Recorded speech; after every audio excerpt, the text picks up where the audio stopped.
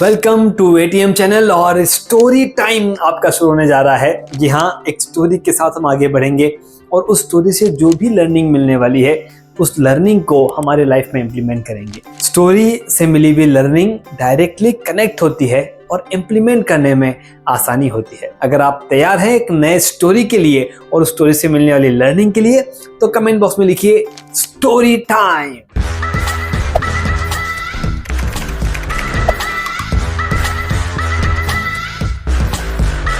Hello दोस्तों, मैं आपका टाइम मैनेजमेंट लाइफ कोच अखिल बाहेती। दोस्तों, स्टोरी के साथ कनेक्ट होके जो लर्निंग मिलती है वो शानदार होती है। और आज की स्टोरी ये एक छोटे बच्चे और राजा की स्टोरी है। ये छोटा बच्चा राजा को क्या सिखा देता है और राजा उससे लर्निंग लेकर के क्या एक्शन लेता है और उस सभी प्रोसेस में हम अपने लाइफ में क्या नया बदलाव ला सकते हैं उसके बारे में बात करेंगे। तो स्टोरी की शुरुआत करते हैं।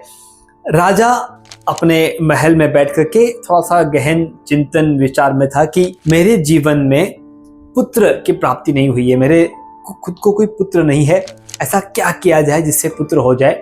तो सलाहकारों से सलाह मांगने की कोशिश की गई। सलाहकारों ने अलग अलग ज्योतिषियों, पंडितों को पूछने की कोशिश की कि ऐसा क्या किया जाए जिससे हमारे राजा को पुत्र हो। एक ज्योतिष ने सलाह दी कि आपको किसी एक बच्चे की बलि देनी होगी और उस बच्चे की बलि के उपरांत आपको पुत्र प्राप्ति हो सकती है।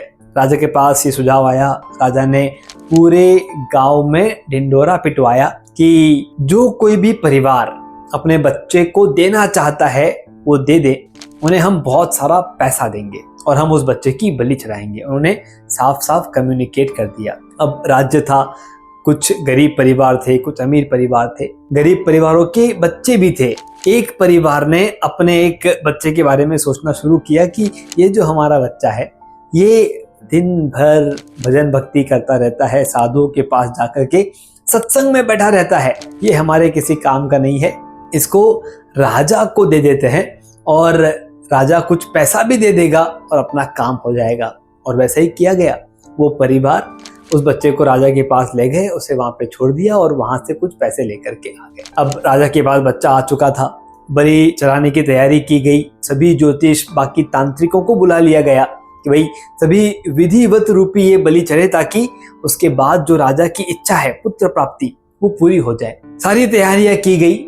तैयारी होने के बाद राजा को बुलाया गया कि आइए बलि देने का समय हो चुका है। राजा वहां पर आए और आकर के बच्चे से पूछे कि बेटा तुम्हारी आखिरी इच्छा क्या है।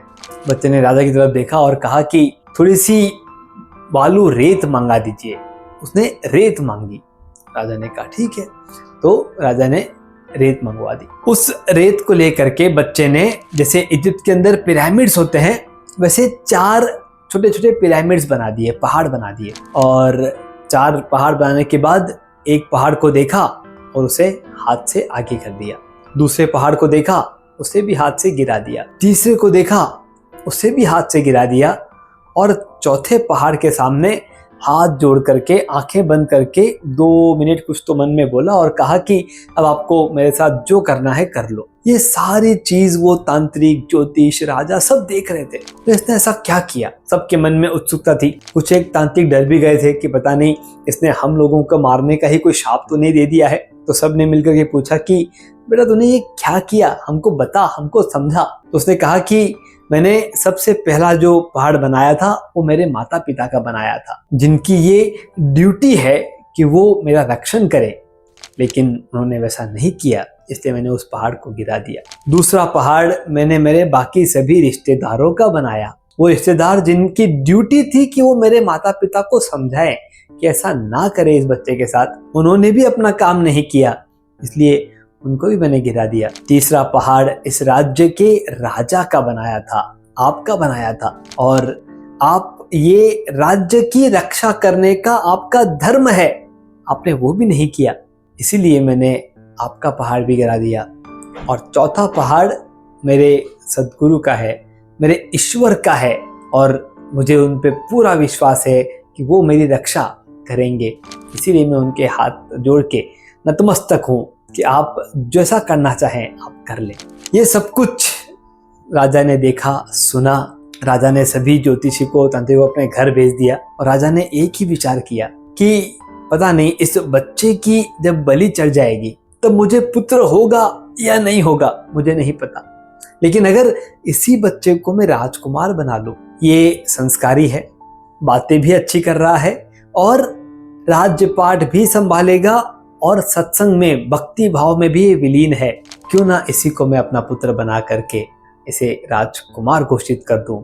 और राजा ने उसे राजकुमार घोषित कर दिया। दोस्तों, ये पूरी कहानी से बहुत कुछ सीखने को मिलेगा, लेकिन सबसे पहला लेसन जो मिलता है वो है राजा का फाइनल डिसीजन।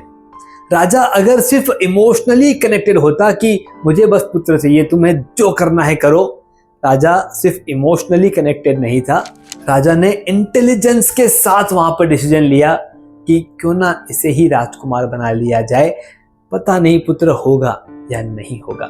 ये डिसीजन मेकिंग जो है ये हमें हमारी लाइफ में लेकर के आना है। हम बहुत बार इमोशनली आगे बढ़ जाते हैं, इट्स ओके, गलती नहीं है, लेकिन इमोशनली आगे बढ़ने के बाद जब फाइनल स्टेप पे हमें कोई और डिसीजन लेने का मौका मिल रहा है तो वहां पे अपनी इंटेलिजेंस को जोड़ करके अपने डिसीजन को बदलने का रास्ता, बदलने की ताकत और बदलने की इच्छा ये हमारे अंदर होनी चाहिए। दूसरा लेसन, जो 4 पहाड़ बच्चों ने बनाए थे, हमारे जीवन में भी ऐसे 4 पहाड़ है। सबसे पहला पहाड़ है निगेटिविटी।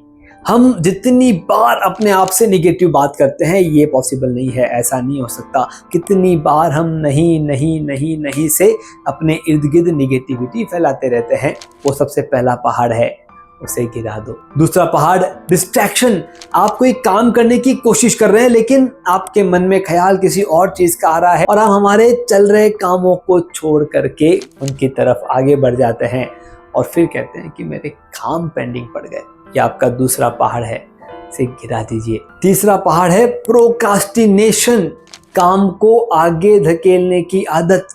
हम कामों को आगे धकेलते रहते हैं और पेंडिंग कामों का पहाड़ बन जाता है। यह है आपका तीसरा पहाड़, इसे भी गिरा दीजिए। और सिर्फ एक पहाड़ जिसके साथ आपको आगे बढ़ना है वो है आपका फोकस। एक काम हाथ में लीजिए, उसे पूरा कीजिए, थोड़ा सा ब्रेक ले लीजिए और उसके बाद दूसरा काम हाथ में लीजिए।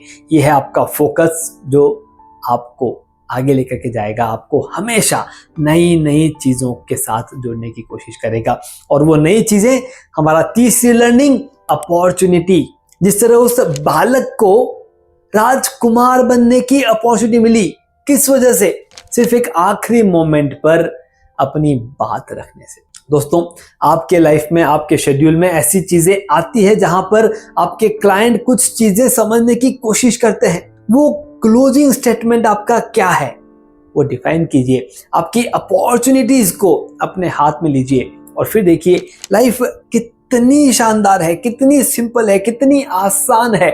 बस हमें हमारे चीजों को, हमारे हैबिट्स को बदलना जरूरी है। और सबसे लास्ट हैबिट जो आपको आपके शेड्यूल में लेके आनी है वो है प्रायोरिटीज। आपको डिसाइड कर लेना है। जैसे राजा ने एक बार डिसाइड कर लिया था कि बलि देना है, वो क्या सही डिसीजन था? क्या आपको लगता है कि वही डिसीजन सही था? क्योंकि कोई और ऑप्शन नहीं था, शायद राजा ने उस पर आगे बढ़ने का डिसीजन ले लिया। हम भी इसी तरह से, क्योंकि सभी जन ऐसा कह रहे हैं, सभी जन ऐसा कर रहे हैं, ये सुन करके हम उन्हीं राहों पर चलने की कोशिश करते रहते हैं। कुछ यूनिक रास्ते लेकर के आइए जो आपकी लाइफ में आपको आगे बढ़ने में मदद करेंगे। जो सब कर रहे हैं वही अगर हम करेंगे तो हम उसी लेवल पे रहेंगे जहां पे सब है।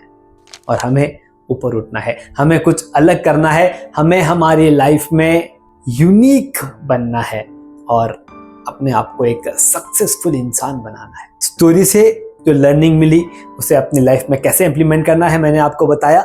अगर कोई ऐसे फैमिली मेंबर्स आपके लाइफ में है जो आगे बढ़ना चाहते हैं लेकिन कहीं अटके हुए हैं, उनको ये 4 पहाड़ों के बारे में बताइए, उनके साथ इसे शेयर कीजिए। अगर कोई भी सवाल आपके मन में हो कि ये लर्निंग कैसे इंप्लीमेंट होगी, कुछ डाउट्स है, कमेंट बॉक्स में लिखिए। और अगर अभी तक हमारा जुड़ाव नहीं हुआ है तो ये सही मोमेंट है, सब्सक्राइब या फॉलो बटन पे क्लिक करके हमारे साथ जुड़ जाइए, क्योंकि आपका ये कनेक्शन हमें इंस्पायर करता है। मैं अखिल बाहेती, आपका टाइम मैनेजमेंट लाइफ कोच। हमारी टैगलाइन है manage your time, manage your life.